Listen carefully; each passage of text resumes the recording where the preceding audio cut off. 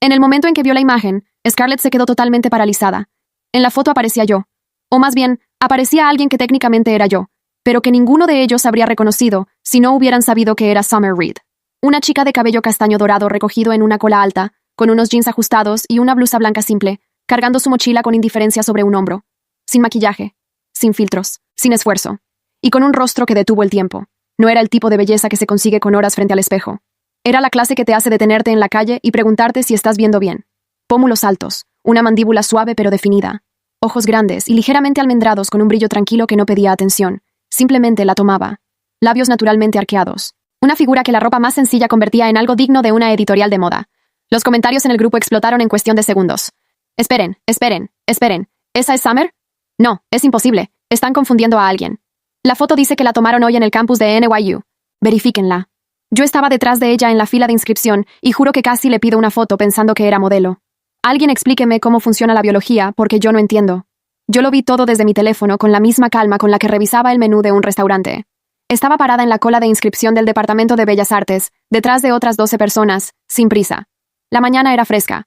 El campus olía a tilo recién regado. Alguien al fondo tocaba guitarra acústica bajo un árbol. Era un buen día. Lo que no había calculado era a Scarlett. La vi antes de que ella me viera a mí. Venía por el pasillo principal del edificio con sus maletas ya entregadas a 3 estudiantes de cursos superiores que la seguían como satélites en órbita. Llevaba un vestido coral ajustado, tacones de cuña y el cabello suelto con ese movimiento que solamente consiguen las personas que llevan toda la vida sabiendo que el mundo las mira. Saludaba a izquierda y derecha con la soltura de quien ya considera ese territorio su propiedad. Luego su teléfono vibró. La vi leer el mensaje. La vi ver la foto. La vi quedarse inmóvil en el centro del pasillo mientras los 3 chicos con sus maletas casi la atropellaban por detrás. Y entonces me buscó con los ojos. Me encontró. Lo que cruzó por su rostro en ese instante fue algo que pocas veces había visto en Scarlett Lane. Confusión genuina. No la confusión calculada que usaba para parecer inocente. Confusión real. Desorientación. Como si el suelo bajo sus pies perfectos hubiera cambiado de textura sin previo aviso. Me miró de arriba a abajo. Despacio. Luego otra vez. Yo le sostuve la mirada un segundo. Asentí levemente con la cabeza como saludo cortés, y volví a mirar mi teléfono. Escuché cómo el murmullo a su alrededor cambiaba de tono. Scarlett, ¿la conoces? ¿Es de tu clase? ¿De la secundaria? ¿Cómo se llama? Ella tardó más de lo normal en responder. Es una compañera. Summer Reed. Hubo un silencio breve. Luego, espera, ¿la misma Summer de la que me contaste? La que... Sí, la cortó Scarlett, con una sonrisa que ahora tenía los bordes ligeramente forzados. La misma. Me llegó el turno en la fila. Entregué mis documentos, firmé donde me indicaron, recogí mi credencial de estudiante. Todo en orden. Mientras lo hacía, escuché pasos acercándose. Scarlett apareció a mi lado como si simplemente estuviera pasando por ahí. Summer, dijo, con esa voz suya diseñada para sonar cálida cuando hay audiencia. No te había visto. ¿Cómo estás? Bien, dije, sin mirarla, guardando mi credencial en la mochila. Estás... diferente. Perdí peso, respondí con simpleza. Como acordé con mi mamá. Hubo una pausa. Estás muy...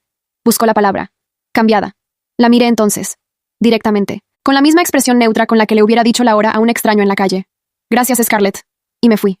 Lo que no vi, pero que Maya me contó más tarde con lujo de detalles dramáticos, fue la cara que puso Scarlett durante los 3 segundos que siguieron a mi salida, y la cara de todos los que estaban mirando, y cómo uno de los chicos que cargaba sus maletas dejó caer una, distraído. Las primeras semanas de universidad fueron interesantes. Interesantes en el sentido de que cada día traía algún nuevo episodio que yo observaba con la misma distancia con la que uno ve llover desde adentro de una cafetería caliente. El Departamento de Bellas Artes de NYU tenía fama, y estaba justificada. Los pasillos estaban llenos de personas que sabían exactamente cómo moverse en un espacio, cómo vestirse para que la ropa pareciera arte, cómo reír de manera que sonara musical. Era un ecosistema de personas hermosas y con talento, y en ese ecosistema, la jerarquía se establecía con rapidez. Scarlett, como era predecible, intentó ocupar la cima desde el primer día. Lo hizo bien, hay que reconocerlo. Tenía experiencia. Sabía construir su círculo con precisión quirúrgica. Primero los populares de otros departamentos, luego los estudiantes de cursos superiores con influencia, después algunos profesores susceptibles a la atención de una alumna encantadora. Para la tercera semana, cuando caminaba por el campus, la gente la saludaba por su nombre. Yo, mientras tanto, llegaba a clases 5 minutos antes, me sentaba cerca de la ventana, tomaba apuntes y me iba. Lo que no había anticipado era la velocidad con que mi existencia se volvió un problema para el plan de Scarlett. No hice nada para provocarlo. Ese es el punto que más me cuesta explicar cuando le cuento esta historia a alguien, porque parece inverosímil. No busqué atención. No me presenté ante nadie. No fui a fiestas ni me uní a grupos ni publiqué nada en redes sociales. Iba a clase, comía en la cafetería, leía en la biblioteca, dormía en mi cuarto, y aún así. El profesor Álvarez, que impartía fundamentos de composición visual, me pidió que me quedara después de la primera clase. Pensé que había hecho algo mal. En cambio, me preguntó si alguna vez había considerado modelar, porque tenía una estructura facial que él describió como arquitectónicamente interesante, y conocía a varias agencias que pagaban bien por sesiones de referencia para estudiantes de arte. Decliné con educación. Al día siguiente, 3 estudiantes de fotografía me preguntaron si podían usarme como sujeto para su proyecto de semestre. Dije que no, pero con amabilidad. La semana siguiente, alguien publicó en el foro interno de la universidad una foto que me habían tomado en la cafetería sin que yo lo notara. Estaba leyendo, con un sándwich a medio terminar en la mano, el cabello cayendo ligeramente sobre un lado de la cara. El título decía simplemente, ¿alguien sabe quién es? En 48 horas, el post tenía 300 comentarios. Maya me mandó el enlace con 5 signos de exclamación y el mensaje, Summer, Summer, ¿lo estás viendo? Lo vi, lo cerré, volví a mi libro. Pero Scarlett también lo vio. Y ahí fue cuando las cosas empezaron a complicarse de verdad. Lo primero que hizo fue sutil. Scarlett era inteligente. Hay que darle eso también. No atacaba de frente cuando creía que podía perder. Primero evaluaba el terreno. Comenzó a aparecer en los mismos lugares que yo. La misma cafetería, a la misma hora, la misma sala de estudio, el mismo pasillo camino al edificio principal. Y cada vez que llegaba con gente, con conversación, con la energía controlada de alguien que ocupa un espacio. Y cada vez que llegaba, me miraba. No con hostilidad abierta, con algo más calculado. La mirada de alguien que está midiendo una distancia. Un martes por la tarde, estaba en la sala común del dormitorio leyendo cuando entró con 2 chicas del grupo que había construido. Se sentó en el sillón de enfrente. Hizo como que revisaba su teléfono. Y luego, como si la idea acabara de ocurrírsele, dijo en voz alta. Summer, ¿ya te enteraste del evento de bienvenida del viernes? No, dije, sin levantar los ojos del libro. Es una fiesta, bastante grande. Todos van, deberías venir. Levanté los ojos entonces, la miré, sonreí levemente. Gracias por avisarme, Scarlett. Y volví al libro. Hubo un silencio breve en la sala. Luego escuché a una de las chicas que estaba con ella susurrarle algo. Y luego, muy quedo, la voz de Scarlett respondiendo. Ya sé, no escuché qué dijo después, pero el tono me bastó. Era el tono de alguien que está empezando a reformular una estrategia. Y yo, con mi libro abierto sobre el regazo y el dedo marcando la página, empecé a pensar que los próximos 4 años iban a requerir un poco más de atención de mi parte de lo que había planeado. No me asustaba. Solo tomaba nota. Era lo que hacía. La fiesta del viernes no me importaba. Lo que sí me importó fue lo que encontré el lunes siguiente pegado en la puerta de mi cuarto. Una hoja impresa, sin firma. Una foto mía tomada en el campus, editada con un filtro que exageraba cada ángulo de mi cara, con el texto superpuesto. ¿Belleza natural o quirófano? Alguien pregunta lo que todos piensan. La despegué con calma, la doblé en 4 partes y la guardé en el bolsillo trasero de mis jeans. Maya, que había dormido en mi cuarto la noche anterior, salió detrás de mí con el cabello revuelto y los ojos todavía medio cerrados. Cuando vio mi expresión, se despertó completamente. ¿Qué pasó? Le mostré la hoja, la leyó. Sus ojos se encendieron con una rabia que yo no estaba sintiendo. Voy a matarla. No vas a hacer nada, dije, doblando la hoja una vez más y metiéndola en mi mochila. Todavía. Maya me miró fijo. ¿Todavía? No respondí. Cerré la mochila y fui a lavarme los dientes. Lo que no le había dicho a nadie, ni siquiera a Maya, era que llevaba 2 semanas documentando cada cosa, cada mirada, cada comentario que llegaba a mis oídos de segunda mano, cada coincidencia demasiado conveniente. Tenía una carpeta en mi teléfono con fechas, lugares, descripciones. No porque planeara hacer algo con eso todavía, sino porque siempre me había parecido que la gente como Scarlett eventualmente cometía un error grande, y cuando eso pasaba, era mejor tener todo en orden.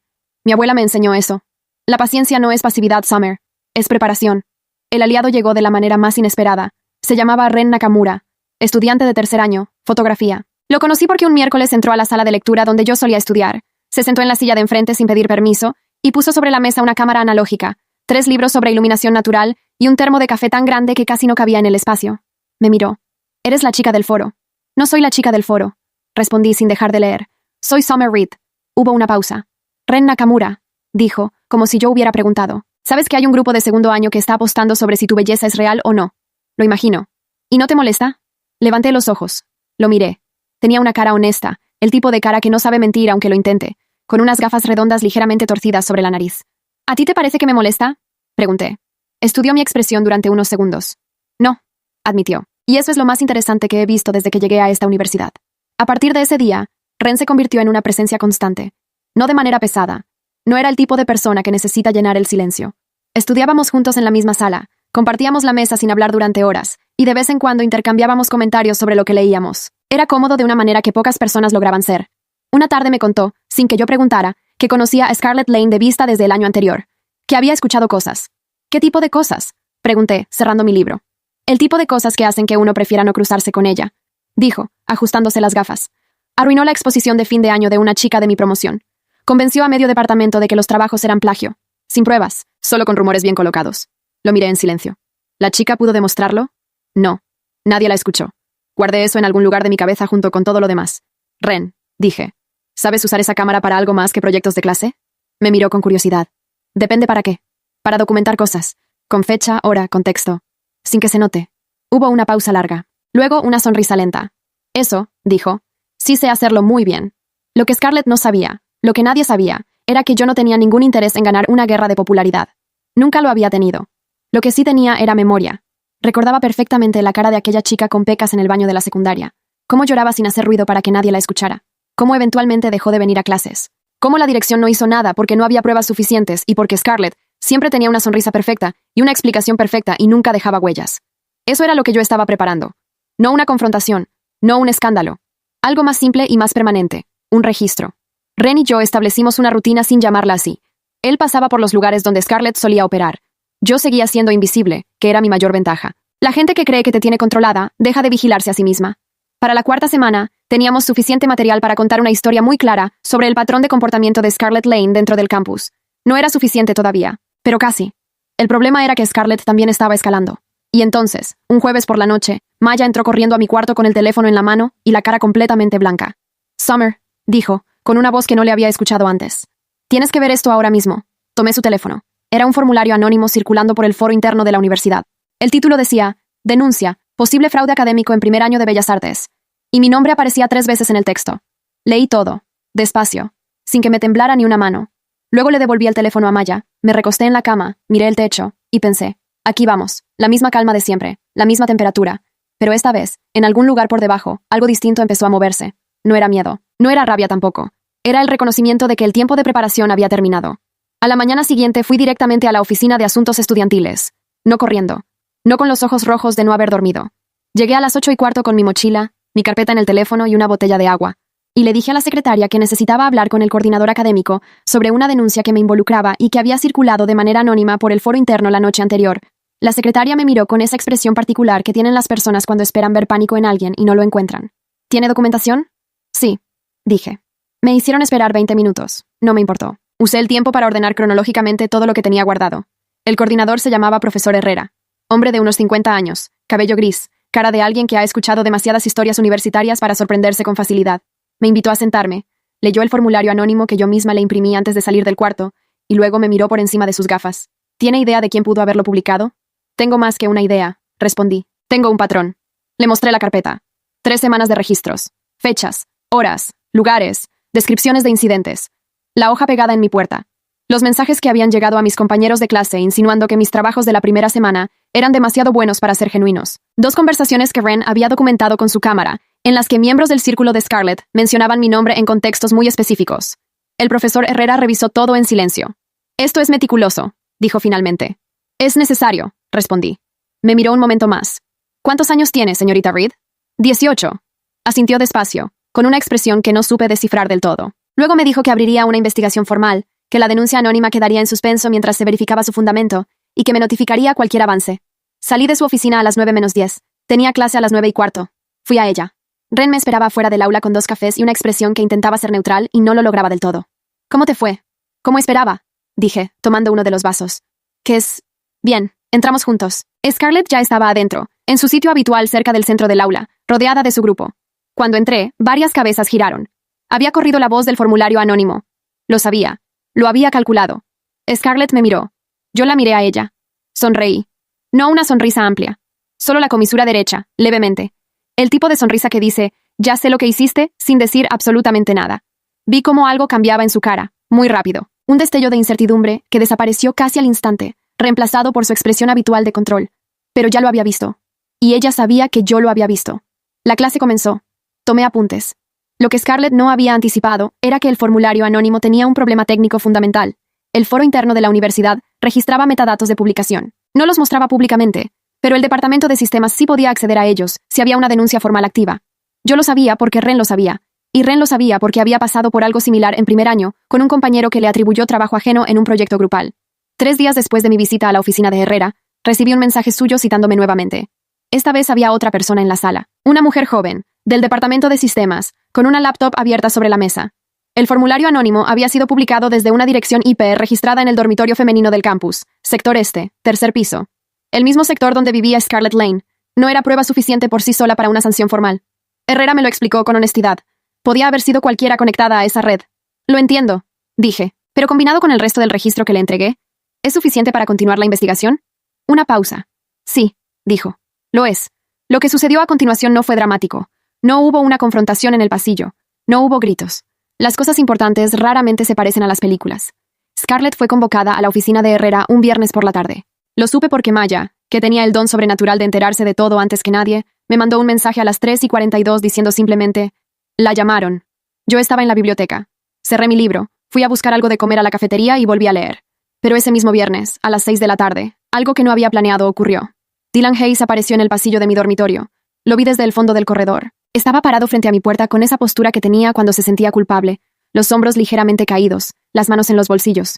Cuando me vio llegar, abrió la boca, la cerró, y luego dijo: «Tengo que contarte algo sobre Scarlett». Lo miré en silencio. «Entra», dije finalmente, abriendo la puerta. Se sentó en el borde del escritorio.